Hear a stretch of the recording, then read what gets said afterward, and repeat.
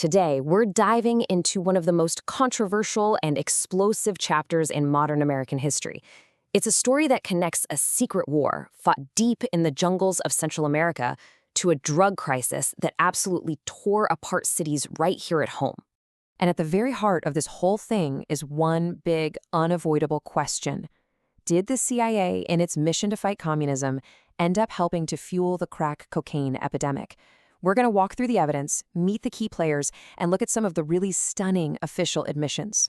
All right, so how did this whole story even come to light? Well, it all goes back to a bombshell newspaper series that, and I'm not exaggerating, set off a national firestorm. Back in 1996, a journalist named Gary Webb published a series called Dark Alliance. His reporting laid out this absolutely shocking network, a web that connected the CIA's anti-communist rebels in Nicaragua, a major drug smuggling ring, and the explosion of crack cocaine in Los Angeles. And Webb's whole investigation really boiled down to three main figures. First up, you've got this guy, Oscar Danilo Blandón. You have to think of him as a man with a foot in two very different and very dangerous worlds. He was a major player in the drug trade, but he was also a passionate fundraiser for the Contras, the rebels the CIA was backing in Nicaragua. Now, Blandón wasn't working alone. His partner was a man named Norwin Meneses, a high-level Nicaraguan trafficker who was basically the source, the guy who made the whole cocaine pipeline into the U.S. possible. Together, these two were at the very top of a supply chain that was about to have some devastating consequences. And then, on the other end of that pipeline was Freeway Ricky Ross. But listen, he wasn't just any dealer. This guy was an innovator. He's the one who figured out how to mass-produce crack from powder cocaine and build this massive coast-to-coast distribution empire. He made the drug cheap, and he made it available everywhere. Now, to really understand why these connections even existed in the first place, we need to zoom out a bit. It all goes back to the Cold War and the CIA's secret war down in Nicaragua. So here's a quick rundown. In 1979, the socialist Sandinistas take power in Nicaragua.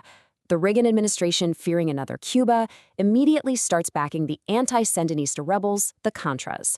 But Congress was really nervous about getting dragged into another Vietnam-style conflict, so they passed something called the Boland Amendment.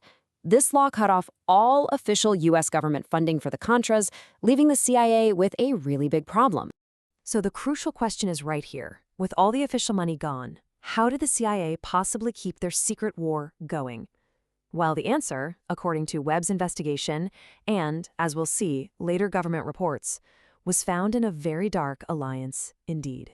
This is the exact point where these two totally separate stories, a secret war in a foreign country and a drug epidemic at home, don't just meet, they violently collide. This slide just lays out the whole illicit pipeline. It's as simple as it is horrifying. Step 1. Blandón and Meneses get tons, literally tons of cocaine into LA. Step 2. Freeway Ricky Ross takes that cocaine, cooks it into crack, and builds his empire to sell it. And then, the final crucial step.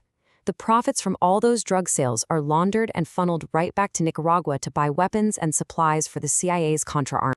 Now, to be perfectly clear, the allegation here isn't that CIA agents were literally selling crack on street corners. That's not the story. The argument is that the agency provided what's called top cover.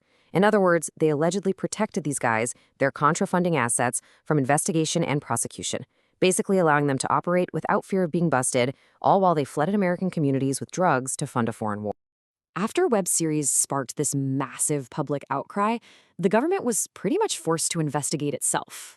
And what they found was, in a lot of ways, just as damning as the original story. And get this, even before Webb's series, a Senate investigation back in 1989, led by then-Senator John Kerry, found, and I'm going to quote this directly from the report, that individuals who provided support for the Contras were involved in drug trafficking, and that the rebels knew they were taking drug money. So this was an early official sign that something was very, very wrong. But the real bombshell, the one that blew everything wide open, came from the CIA's own internal investigation, called the HITS report. It admitted the agency had working relationships with over 50 Contras who were tied to the drug trade. But the most shocking part of all?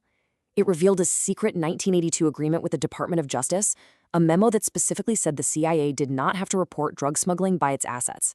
Let that sink in. They had an official agreement to look the other way. So while this secret war was getting its funding, the consequences back home were absolutely catastrophic. It created an epidemic with a devastating fallout that, frankly, we're still feeling today. The government's response was to declare a war on drugs.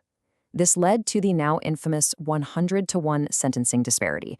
What that means is it took 100 times more powder cocaine, 500 grams, to get the same 5-year mandatory prison sentence you'd get for just 5 grams of crack. Since crack was the cheaper drug sold in predominantly black communities, this law targeted those communities with just surgical precision. And the result of that was a surge in mass incarceration that just devastated a generation. As the legal scholar Michelle Alexander puts it, a felony conviction wasn't just about prison time. It was a form of civil death. It stripped people of their right to vote, their access to housing, and their ability to get a decent job for the rest of their lives. So at the end of the day, whether the CIA actually intended for this to happen or if they just saw it as collateral damage in their Cold War crusade, the result was exactly the same. A laser focus on fighting communism abroad created a kind of state-sanctioned blindness that allowed them to ignore the drug trafficking that was fueling a catastrophe right here at home. And all of this leaves us with one final, chilling question to think about. What is the true cost, and who is forced to pay it when a nation's secret wars abroad finally come home?